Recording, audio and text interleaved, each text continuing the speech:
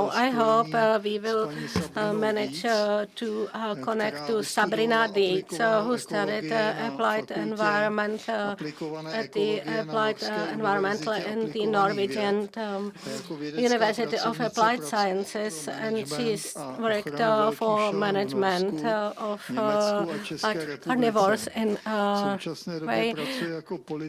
And Czech Republic. She is currently working as the political expert for the Federation of the Hunting and Conservation, and she just in fact represents the interest for the large carnivores protection.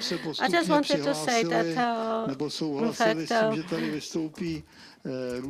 lot of experts promised to give papers in the area of large carnivores protection. So Sabrina Dietz remained as the only one among those we tend to invite. I just wanted to highlight that the large carnivores protection is quite favorite. And I have to say that seminars in the European Union are quite frequent, more frequent than seminars on the farmers' aging, which is quite imbalanced. Nevertheless, it is important to protect large carnivores. So can we connect? Thank you very much. Good morning. I'm trying to share my screen. Okay, thank you very much for inviting me. As I was already introduced, I'm working for FACE, the European Federation for Hunting and Conservation, which is based in Brussels. And a short background introduction to FACE, which was established in 1977, and it's a non-profit NGO.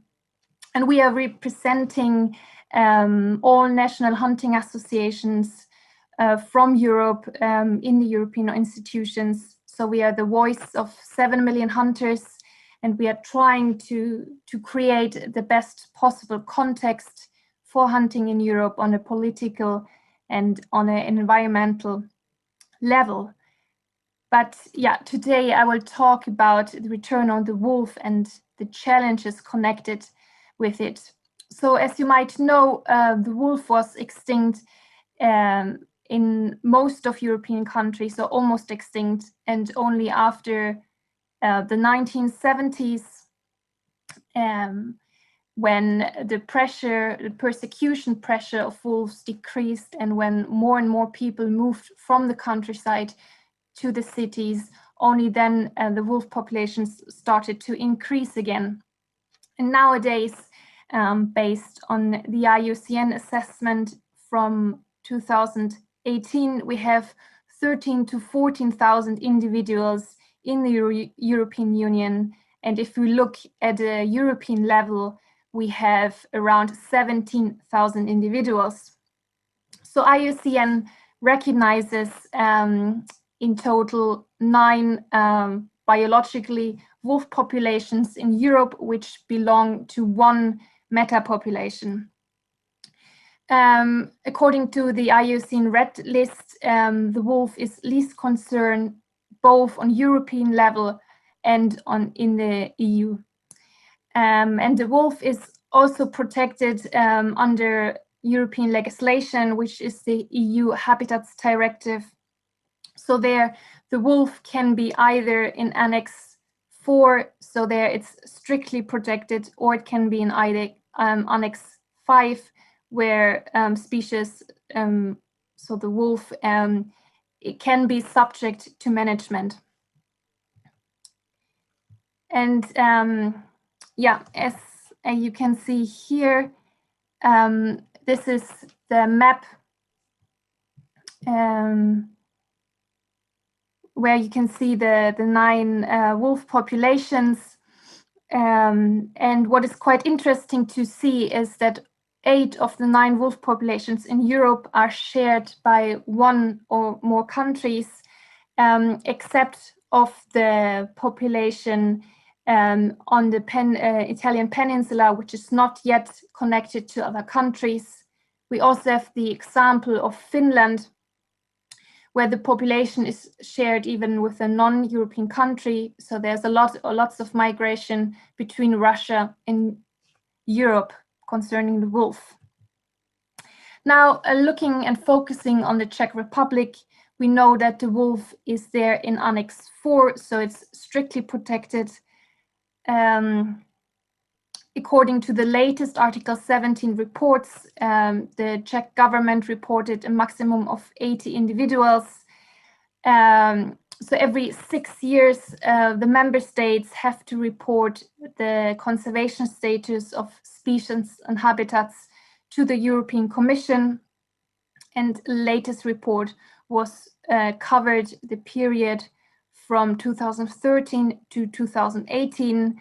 The Czech government reported an unfavorable conservation status for wolves, but they also reported that there's an improving trend in range and population and a stable trend in habitat.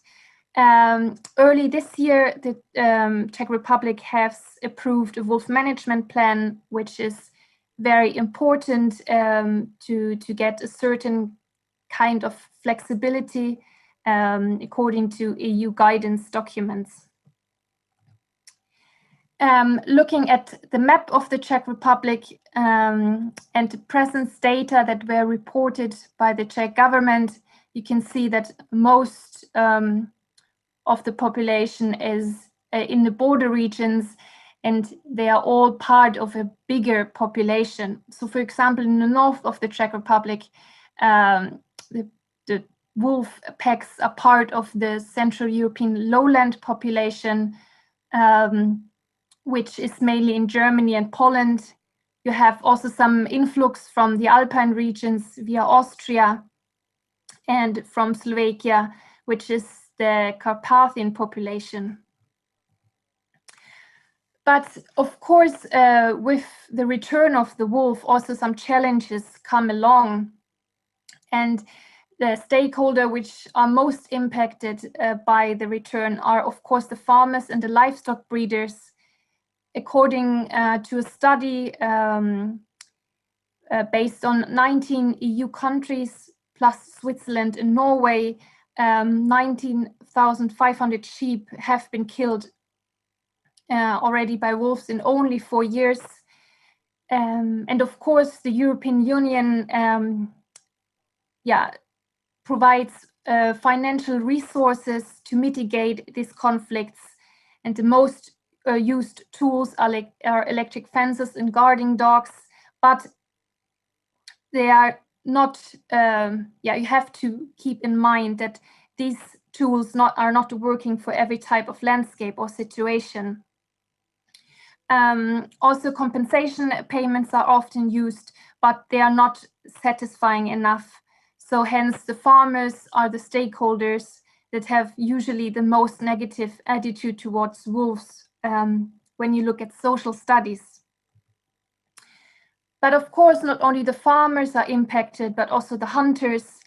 Wolf packs can have an intense impact on local game populations, but hunters are also influenced because of a reduced revenue because of the wolf presence. So many hunters, especially those who hunt with hunting dogs, they don't want to use the hunting grounds where wolves are present.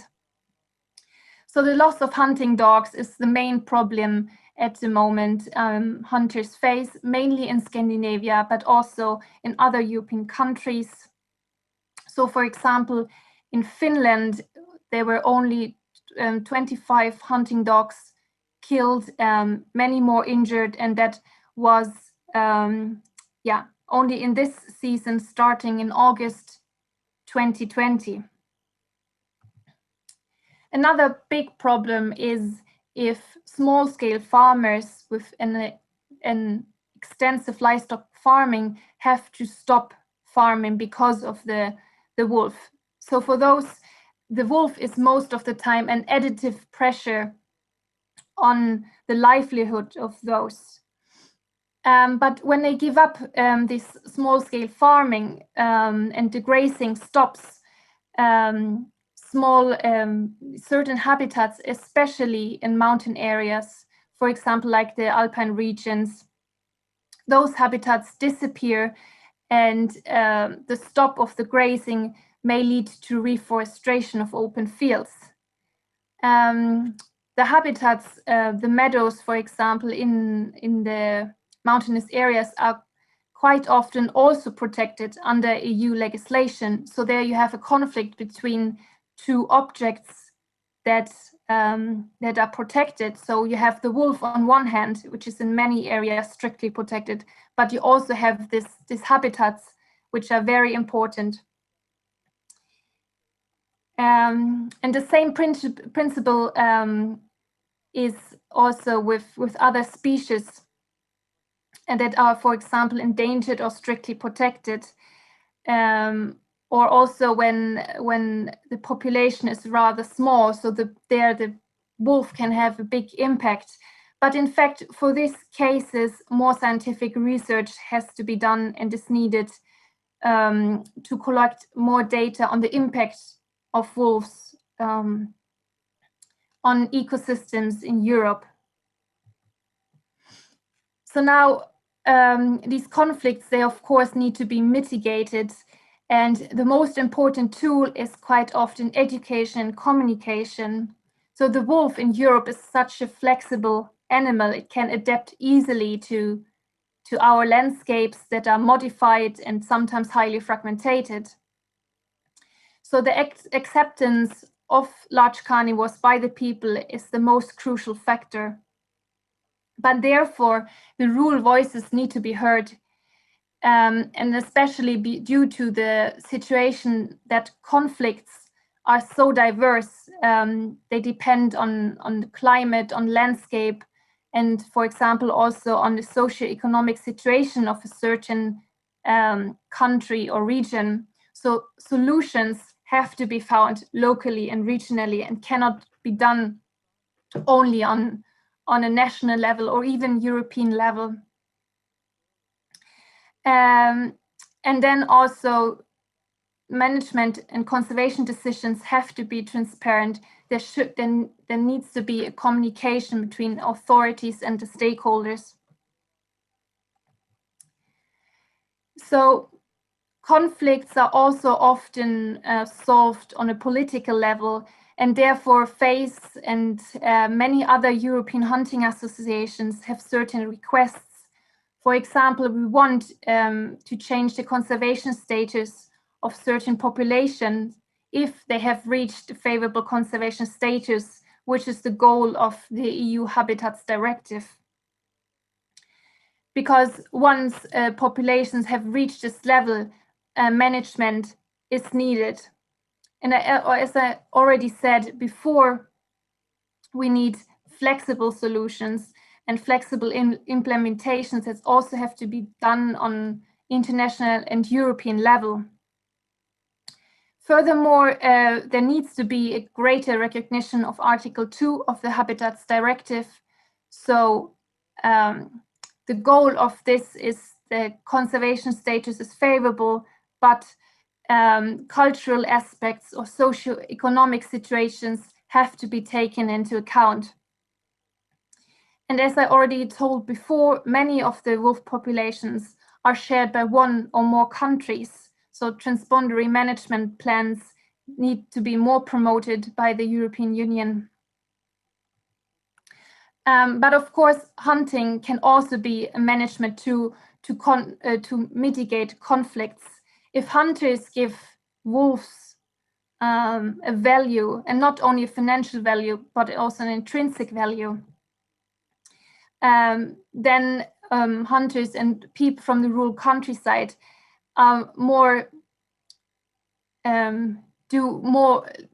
see the wolf as part of nature.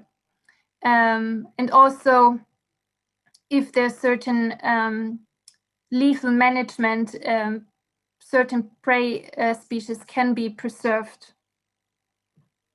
And when the wolf has a value for hunters and the rural countryside, hunters are more likely to report illegal actions of illegal killing, and a limited and regulated legal harvest can, in certain situations, decrease the need for illegal killing and gives the rural countryside and the people living there a certain kind of empowerment.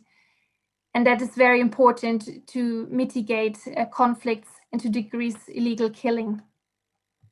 That was it from my side. Thank you very much for your attention. If you have questions, please ask them now or write me in an email later. Thank you very much. Very much to Mrs. Sabrina for her statement. And because we are now connected, let me start with questions to Mrs. Dietz. Can we see the question on the screen? And yes, I'd like to ask you about your opinion about the presence of wolves in the Czech Republic. Are they beneficial or are they harmful? This is an anonymous question, and of course it's a key question, even though it seems to be like formulated naively. So what is your view about that?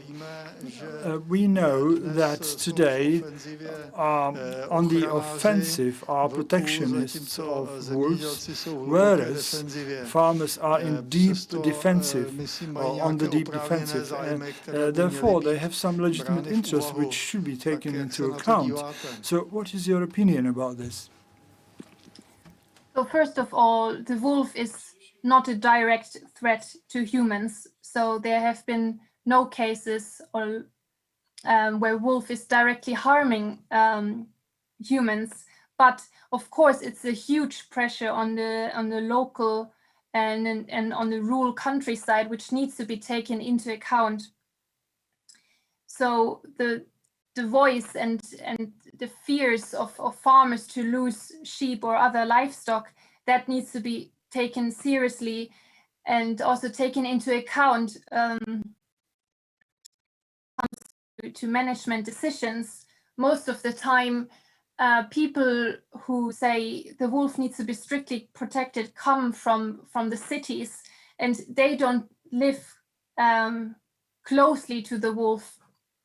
So that is an important point to know, that people who live directly in contact with the wolves, they have of course different opinions, but their voices need to be heard when it comes to the management of wolves.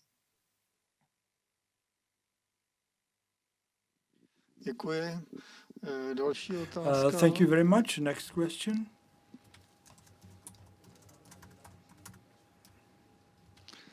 And that is, how can we achieve the situation that actually wolves are again get shy and avoid meeting livestock? The farmers that I talked to complain that wolves, as intelligent animals, know that they are not threatened. And unlike countries where they are hunted, like for example in Turkey, Iran, but also in some parts of Europe, they actually avoid or circumvent human dwellings and only sporadically attack livestock, whereas in this country, where there is a dense, there's high population density, human population density, and quite intensive economic activity, they are no longer shy, the wolves. So it's possible to encounter them in the forest. They do not escape when they see you, and when they are close to sheep. So the breeders just throw stones at them, but they just actually step aside and look at them from a distance of 20 meters, being in comfort. So what can we do for the wolves to change their behavior, to return to being part of the nature really in the past? Yes, that is a very good point. So wolves need to learn again that sheep and livestock is a high-risk prey. So at the moment, for them, it's connected with low risk. So they rather go to the farms than hunting in the forest, because they know it's easily and it's not connected to a risk. So wolves need to learn again that approaching farms is connected with a big risk for their livelihood and for their wolf pack. So hunting is, of course, an option that would work to learn them again. Okay, stay away from human settlements and stay away from farms.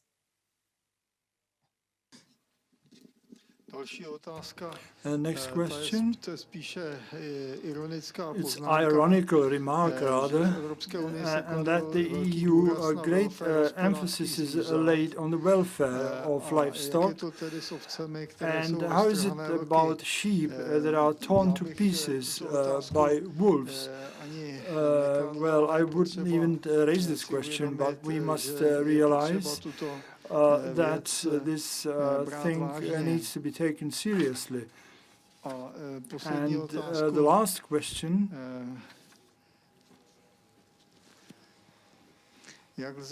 how can we achieve a situation that the wolf population do not spread into densely populated agricultural areas? We were taught in the European Parliament that people must get used to wolves. And a very good example of coexistence with wolf, it is shown wolf actually was running around a city in Italy, running in streets. What is your perception of this? Yes, in fact, that's a big problem also on the European level, because the European Commission confirmed that the natural range of wolves is also close to human settlements, and that's a big problem that we as hunters or as stakeholders need to address to the European Commission. We need a law or a guidance that says, okay, wolves, they do not belong close to human settlements, so derogations can be easily given to take away certain animals that cause over and over problems, going into the villages, going very close to the human settlements. So to summarize, it's a problem on the level of the European Union that they acknowledge that the natural range also, that human settlements also belong to the natural range of wolves, and that needs to be changed, and we're working hard for it to get a certain kind of understanding that people on the rural countrysides don't want to have wolves close to their own homes.